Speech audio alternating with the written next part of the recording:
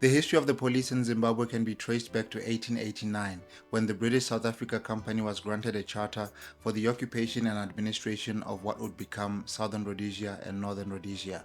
Following the successful occupation of what they called Mashonaland and Matabeleland, the company created the British South Africa Police, or the BSAP, and this would remain the official territorial police force for Southern Rhodesia until 1980, when it was replaced by the Zimbabwe Republic Police at independence. In this episode, we go through these developments, taking note of the role of the police in the colonial subjugation of the Zimbabwean people. I'm Simon Bayani, and this is Africa in Retrospect.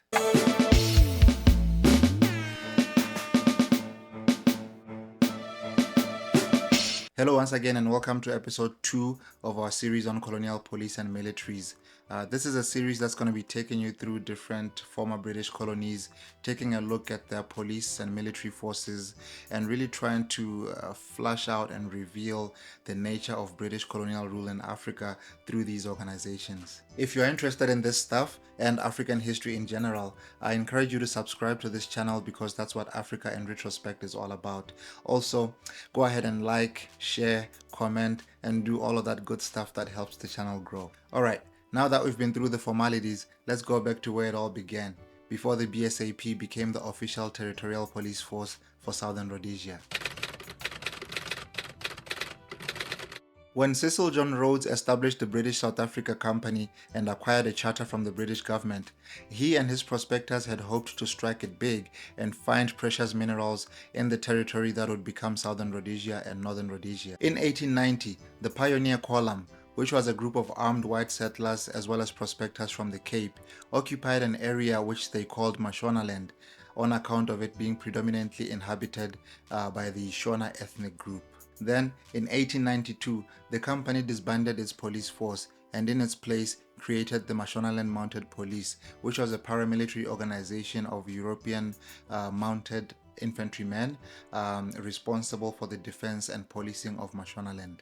In 1893, the company raised the number of volunteer regiments and then invaded an area that they called Matabeleland, which belonged to King Lubengula of the Amandebele. Now, the reasons for this invasion can get a little confusing. Some accounts state that some Shona cattle rustlers had stolen cattle from the Ndebele people and then went and sought refuge with the Europeans at Fort Victoria, or modern-day Masvingo.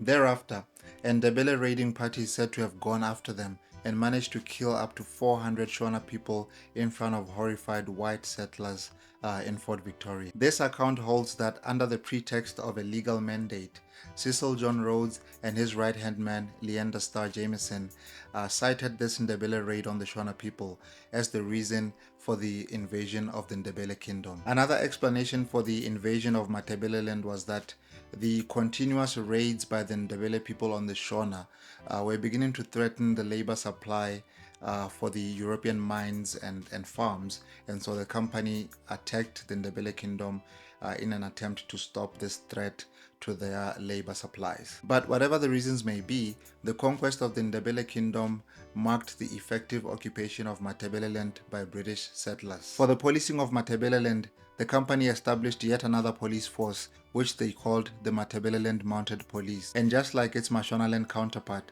this was a paramilitary police force consisting of white policemen. The Matabeleland Mounted Police had begun recruiting Africans as part of their invasion of the Ndebele kingdom, but for the Mashonaland Mounted Police, Africans only began to be recruited in 1894, 2 years after the establishment of the police force. In both of these police forces, the European and African policemen abused their power, and they were very much disliked by the African communities they policed, which, as one would imagine, would ultimately lead to a rebellion.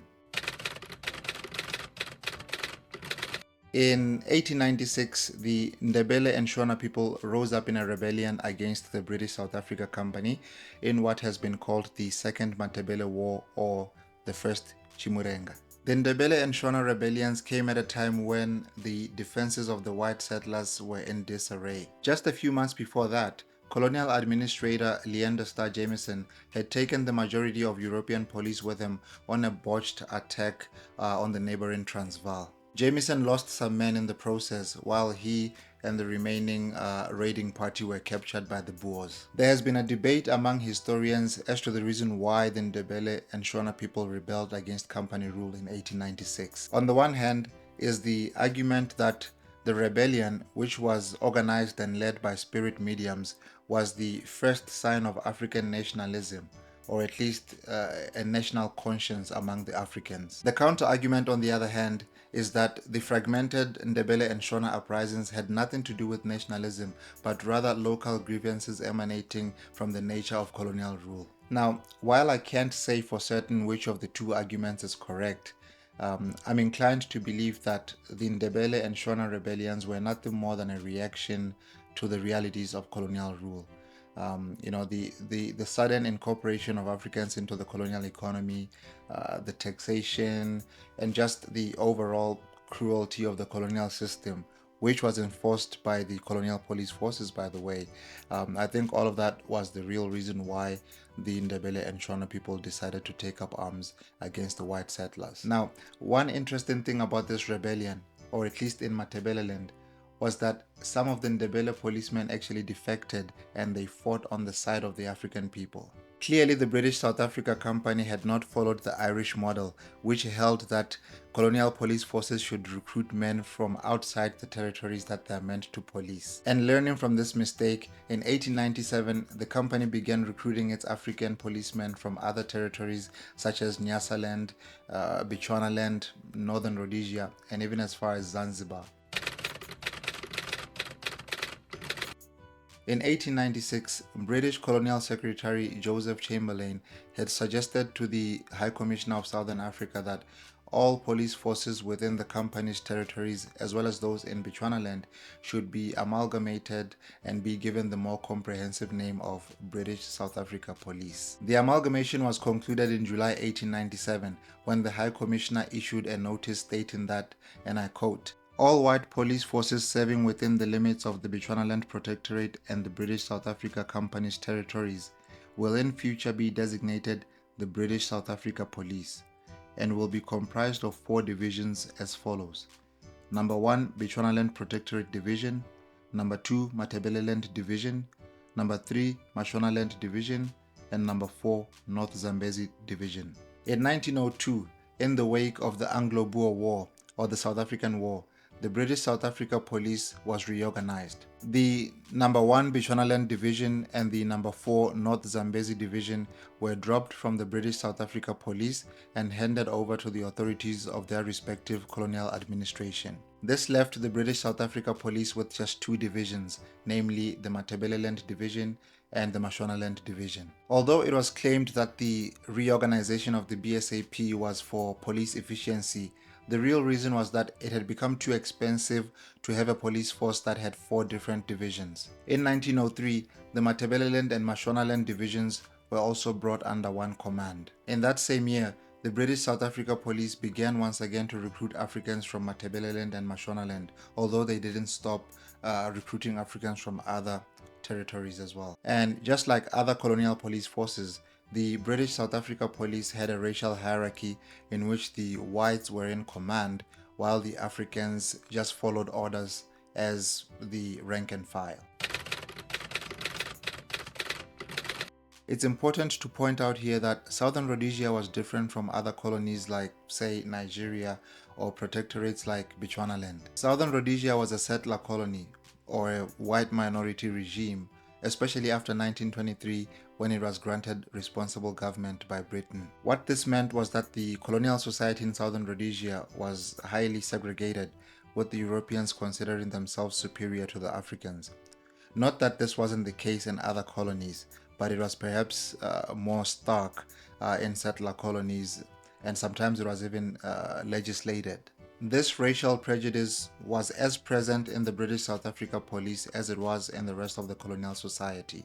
Some of the white settlers disliked African policemen, and especially the little authority that a police uniform conferred on a black man. There were sometimes cases in Southern Rhodesia where the white settlers attacked or assaulted black policemen just to humiliate them. In other instances, white settlers would complain to the police authorities if they saw black policemen patrolling their neighborhoods, and they asked instead to be given white police officers in their neighborhoods. This often put African policemen in a very difficult position where they were disliked by their fellow Africans because they worked for the white man, enforcing his oppressive laws and policies, but at the same time they were disliked and mistreated by the white community. And not to make excuses for the African policemen, but one might even conclude that that's why sometimes they were a little too aggressive when dealing with the black community, because they were taking out their frustrations on their fellow blacks. Although the negative European perceptions of African policemen went on for most of the colonial period, this began to change in the 1950s and 60s in the face of growing African nationalism, especially in the urban areas. So as the African policemen were dealing with protests and riots in the urban centers, they began to be appreciated by some of the white settlers who no longer saw them as inferior, incompetent policemen, but now saw them as protectors of law and order. In 1964, the African nationalists in Southern Rhodesia waged a guerrilla war against the Rhodesian government. Throughout the Liberation War, or the Second Chimurenga as it is known in Zimbabwe, the British South Africa Police continued to provide different support units to the Rhodesian security forces. The participation of the British South Africa Police in this liberation struggle was a clear example of a colonial police force executing its responsibilities of protecting and maintaining colonial rule, albeit in the dying stages of colonialism in Southern Rhodesia. In 1980, Zimbabwe gained independence, and with that, the British South Africa Police was superseded by the Zimbabwe Republic Police. I just want to add that in countries where there was a smooth transition from colonial rule to independence, the Africanization of higher ranks within the police forces began in the 1950s. In the case of Zimbabwe, however, where there was a white minority regime that had no intentions of ceding power to the majority Africans, there was never really a serious attempt at Africanizing the higher ranks of the police force. So after independence, the Zimbabwe Republic Police underwent a rapid Africanization exercise where all white senior policemen were forced into retirement and replaced with black Zimbabweans. Since independence, and especially after the year 2000, both the police and military in Zimbabwe have had instances where they were seen to be a little too heavy-handed, especially when dealing with peaceful protests. Now, while some might just see it as a crackdown on political dissent, others might recognize it as a legacy of colonial policing in Zimbabwe. Once again, I would like to encourage you to subscribe to this channel and hit that bell notifications so that you don't miss any of our new videos. At the very least, a thumbs up, a share, or even a comment would be very much appreciated. This marks the end of our episode on the history of the police in Zimbabwe, and I look forward to you joining me on the next one. Until then, this has been Simon Bayani with Africa in Retrospect. Bye for now.